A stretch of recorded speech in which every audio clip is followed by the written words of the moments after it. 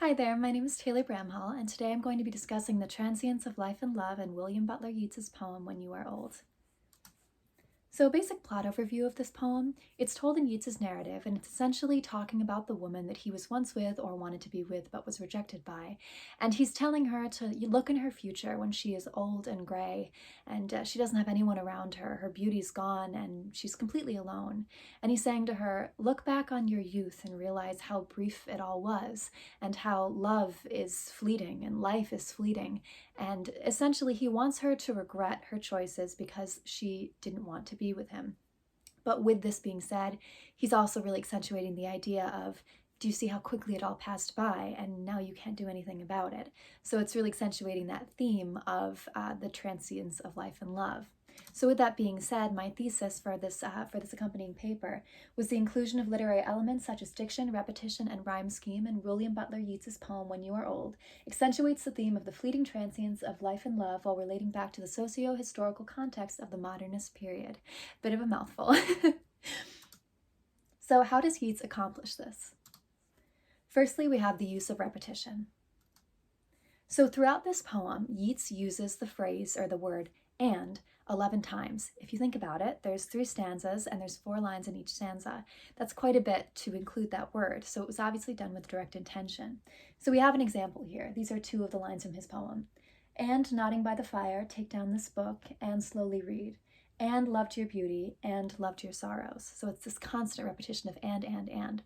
So the reason he does this is because he's essentially adding details to the present, which is her old age, to elongate the life that he feels is so brief. He wants to stretch out this existence as much as he possibly can because he knows that life and love are so fleeting, so brief, and in a second they're going to pass you by. So this and is all of these details being added to make existence seem longer to him. So this almost mimics how one would tell a story when they're very engaged in the story and they know that they're holding the attention of others and they don't want it to end yet. So when they're telling the story, they continuously add little details. So, and then this happened and you did this and I did that. This is really just trying to elongate the time that we have, the time telling the story. This is essentially what he's doing, and that's how it relates to the theme of the transience of life and love, the brevity of it all. Next, we have the use of rhyme scheme. This is one of his most genius literary elements that he uses in order to accentuate his theme. So the rhyme scheme in this poem is A, B, B, A, C, D, D, C, E, F, F, E. So this is a quick example of one of the stanzas. How many loved your moments of glad grace and loved your beauty with false love or true, but one man loved the pilgrim soul in you and loved the sorrows of your changing face. So if you look, face and grace rhyme. So it's the first line and the last line, while the middle 2, true and you, also rhyme. Again, this is done with direct intention. So essentially, if you view the poem as a metaphor, it almost can be seen as Yeats standing at the last line. So it's the last line can represent the end of his life, the last line of the stanza. And he's looking back on his youth, and his youth is represented by the first line of the stanza because it's the first line. And those 2 lines rhyme, so it's almost a starting point and an ending point for Yeats's existence in life and love. He's standing from that last point and he's realizing how many lines ago or how many ages ago his youth was, how brief it all was. And those coupling lines in the middle, the BB and ABBA, is meant to represent his lifetime, his existence. So he's looking from his old age to his youth and saying, where did the time go? ABBA. A looks back at A, and BB are the lifetime in between. This is an entirely genius concept, and Yeats was able to really solidify this idea of the brevity of life using rhyme scheme, which can really float under the radar when people are analyzing the poem, but it's extremely fascinating. So lastly, we have the use of diction. His word choice is essential in understanding the theme that's present in this poem. So a quote from this poem, he says, one man loved the pilgrim soul in you. In the stanza, he's talking about his lover's youth, but he uses a word such as pilgrim, which might seem a bit strange because pilgrim's a very dated and aged word. But the reason he uses this word in a stanza about youth and, a young woman is because he really wants to solidify this contrast between youth and old age, how quickly it all passes by. In the same sentence he's talking about her youth, he's also talking about something that's old and ancient, because life is very brief and it goes by very quickly. This is the same reason that he uses the word fled and paced within the same within two sentences of each other in the same stanza, because fled is very fleeting and quick, while paced is very slow and one takes their time.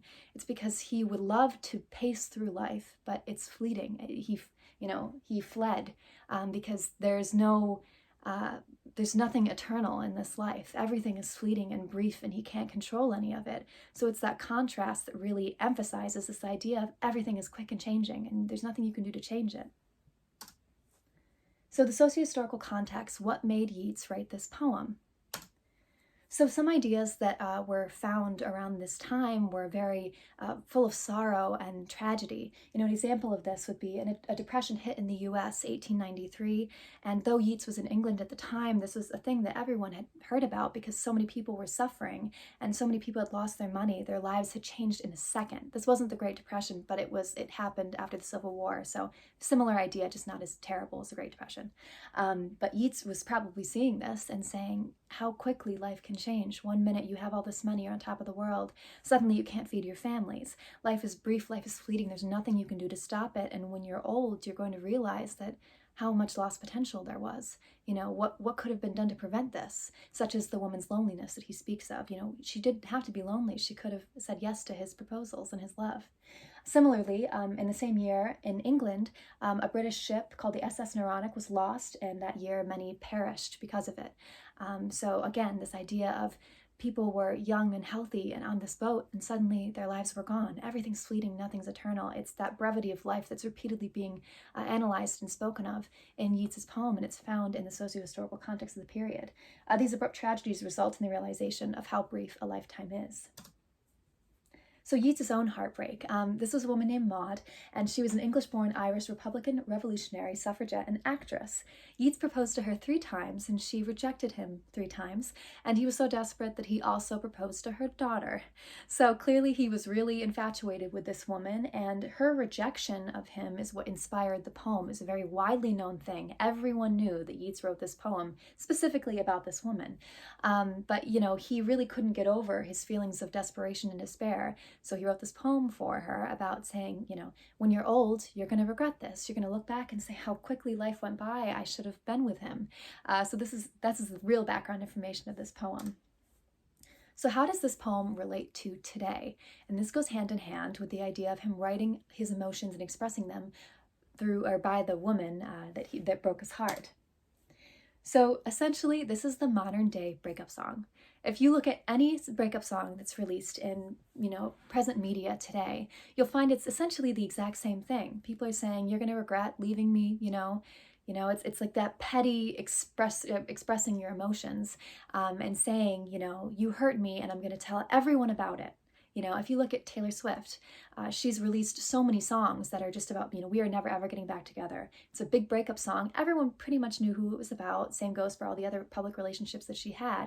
And Yeats did the exact same thing. Everyone knew that he was pursuing this woman that he loved. Everyone knew she rejected him. And everyone knew that that poem was about her. So this is the same thing repeated over and over, this expressing of emotion through art and literature and music. It's that repeated idea that, you can express your feelings and the whole world's going to know about it and they're probably going to know who it's about, but nonetheless, you're still expressing how you feel. So Yeats wasn't concerned with his presented self-image. He only wanted an outlet for his feelings. This is the same for many people who write songs nowadays as well. Also, we have the feelings of regret and the realization of transience of life and love. So this is the idea in present day when people look back and say, where did the time go? Youth was so far away, and, one day we're going to be in our 50s, 60s and say, oh my gosh, I remember when I was a teenager. Where did that time go? This is a present idea that's always happening in the world. Everyone thinks this at least once in their life. And also we have certain moments that go very quickly, so if you're in high school and you graduate, you're saying, I thought I was in high school. What happened? Or, quarantine, it happened. It felt like it was, an eternity when it was happening. And now it's like, oh my God, I can't believe it's over already, pretty much. So it's just that idea of looking back and saying, wow, I can't believe how quickly life went. That's an idea that's present always in life. So essentially, life and love are brief, so make the most of the time you have. This is a more optimistic way of looking at Yeats's poem. And with that being said, I want to thank you all for listening, and I hope you all have a wonderful break. Thank you for everything, and enjoy your summer.